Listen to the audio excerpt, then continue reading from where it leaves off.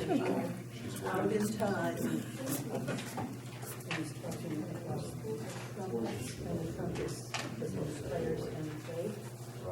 He's saying it's really an international thing for predators. We do get 260,000. It's not really anything about politics, it's not really anything about it's not really anything about racism.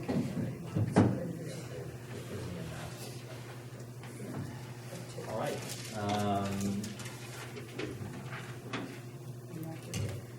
I want to be legal. Wait until 6:30. 2 more minutes.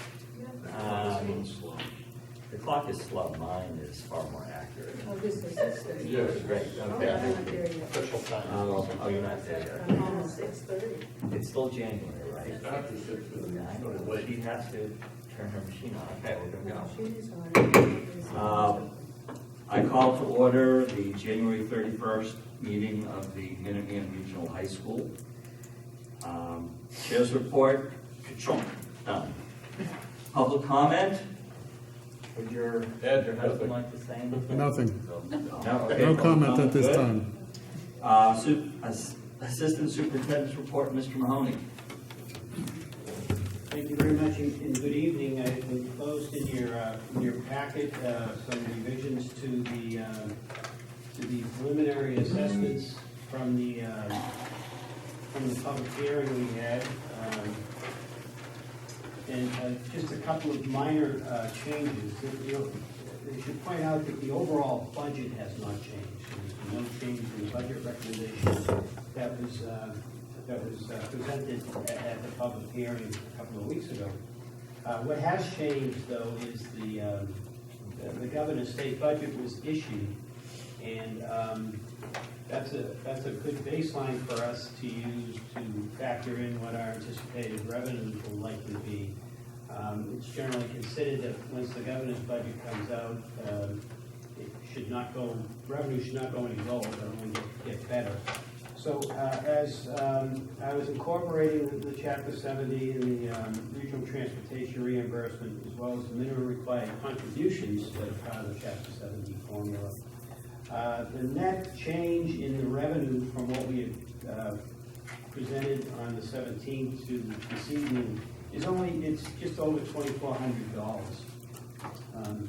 However, and I note that on page 8 of your packet, it just sort of gives a comparison of the change in the revenue plan on the top half of the page. And then on the bottom part of page 8, it gives the change on what the assessment by town will be from when we had our public hearing to this evening. And for the most part, the changes were relatively slight. The ones that tend to jump out are Acton and Lancaster, and that's primarily due to in the Chapter 70 formula, as part of the minimum required contribution, they factor in school choice students that are out of the school districts. So, and we end up paying that as part of our assessment from state aid. So I think those are the major changes. The total budget that's being presented is $19,449,466. This is a decrease of about $279,000 from fiscal 17, which is about a 1.41% decrease. This is all summarized on page 5. And the result of this budget is the total assessments of $11,551,483, which is up about 5.6%. In terms of what the state budget overall, in the governor's budget, it included about a 2% increase in Chapter 70 state aid. Of course, the major change for us was with withdrawing towns. That funding follows those students, so it's already decreasing about 130,000 or so. Regional transportation was level funded, and just as an aside, particularly for towns that are withdrawing, there's only been $250,000 statewide that has been budgeted for non-resident vocational student transportation. That tends to vary each year, subject to funding, but I know some of the towns may be considering that as a reimbursement to what their transportation costs. So with that, I'd be happy to answer any questions. Yes, Jim. So, for the change for Acton and Lancaster, was that driven by changes that were in the governor's on budget, or was that just a sort of a recalculation of some of the foundation numbers that we could have picked up sooner? The answer is sort of both. In the chapter 70, they do pick up, it's based on the foundation enrollment, and the foundation enrollment includes school choice students as Minuteman students, but then when they issue the state aid, Minuteman gets assessed for the cost of those students. So basically what's happening is that it's included in the minimum contribution to Acton and Lancaster. So, so just looking ahead to next year, that's probably something that we can pick up sooner in the budgeting process, and we can probably. We knew that they were out there, we just didn't know what the value impact would be. Yeah. So. And then secondly, can you send me a copy of that, that 50, 40, 10, 10 on breakdown? And there was a table on page 35 of our budget book that is not in the handout. And if you could just send that over the next day or so, that'd be great. Well, upon adoption of the budget, we'll be revising the budget book. All school committee members will be getting it in each member town as of July 1st of 17. We'll also get a copy of the budget book sent to the town as part of their assessment letters. Will those also be sent out electronically? It's online right now, You told me that. but I'll revise it. We'll check to make sure we have the most revised one. This one. Okay, then I'll use the revised one. Kevin, I have one technical question. Does our formal vote have to refer to the state budget codes breakdown, or are we only required to vote the total amount of the budget? Total amount. Just the total amount? That's correct. So the person making the motion should make the motion referring to the presentation, but I think you should also mention the dollar amount of $19,449,466. So would anybody like to make that motion? Second. Any further discussion of the motion on the table? All in favor of the motion on the table, please raise your hand. That passes unanimously, and I believe that we have the right percentage. Yes, we do. Impressive. I need to add it up though. Machine will add it up. Yes, the machine will add it up, but I need to enter it on this one individually. Yes. In the meantime, would somebody like to, you described the changes in the assessments, correct? That's Would correct. somebody like to move the preliminary assessment as presented in this packet? So moved. Second. Good. Any further discussion on the assessments? Very well, then bring it to a vote. All in favor of the motion on the table? Again, it's unanimous. And unless somebody left in the middle, I think we did the 66.7%. We had 82.26. Wonderful. Want me to leave? In about 5 minutes. Continue, please. The next item under my report is I'm very pleased to report a gift that was received by PTC.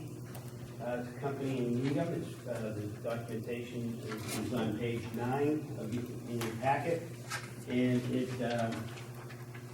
the gift was through a contact on our advisory committee for the Advanced Manufacturing Program. It's a considerable amount of software that we can use as we start up that program. So I think it was a very generous gift, and would ask the committee to accept with gratitude. So moved. Second. I have one question, which is, do we know the approximate retail value of this gift? The donor has asked that we keep that Very well. confidential. It's 6 figures. 6 figures, yeah. Yes, Where we have to go. yes. I did notice that they said that they couldn't provide support and training. Is that, we figured that out? Yes. Yeah, technology. Okay, any further discussion on the motion on the table? Seeing none, come to the vote. All in favor of the motion on the table, raise your hand. Pass unanimously. Thank you very much. Update document request. Yes, you'll find in your packet, beginning on page 13, correspondence that has been,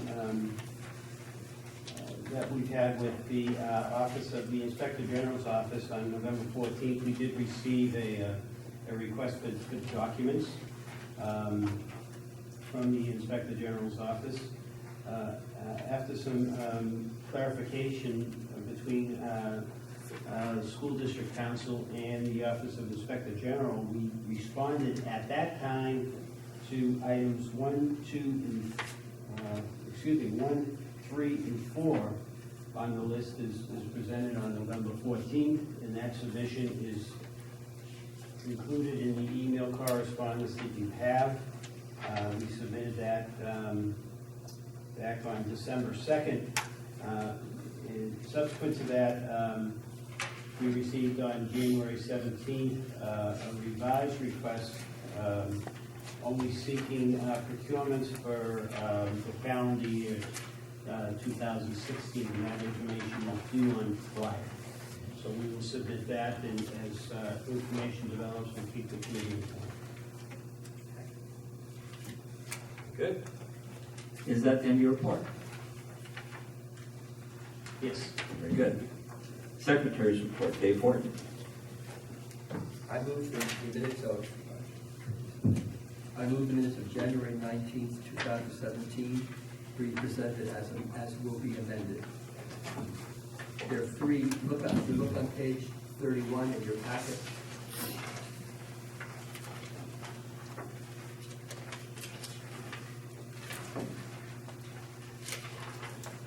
Line 15, after the word Belmont, in parentheses, the word opposed, because it didn't signify what the Belmont vote was. It wasn't an abstention, it was opposed.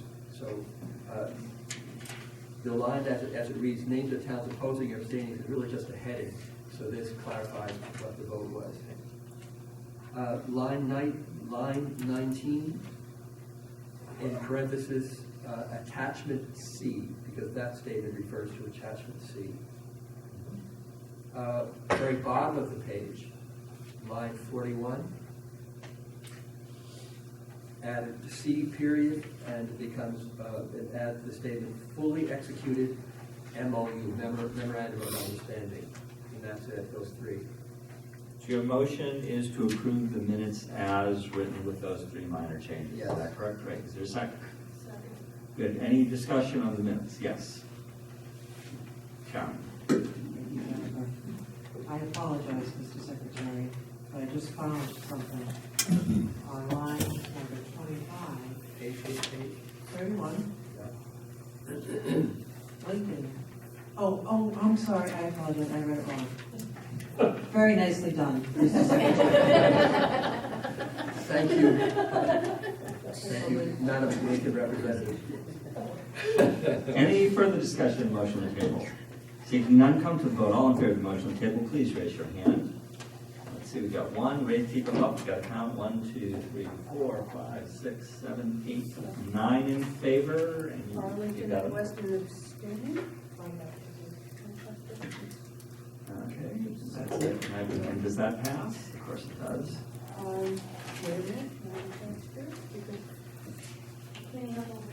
because Why, you want me to add some more line items to our agenda? No.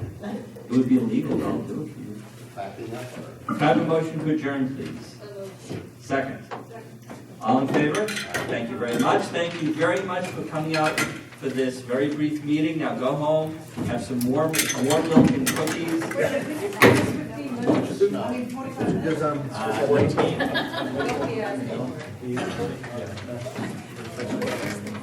Don't.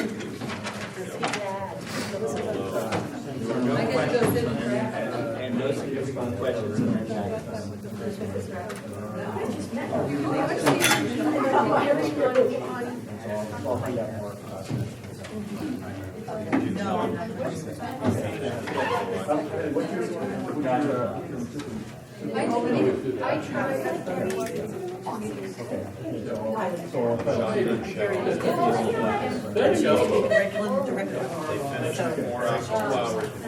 Okay, I'm coming with. Stop. Yeah.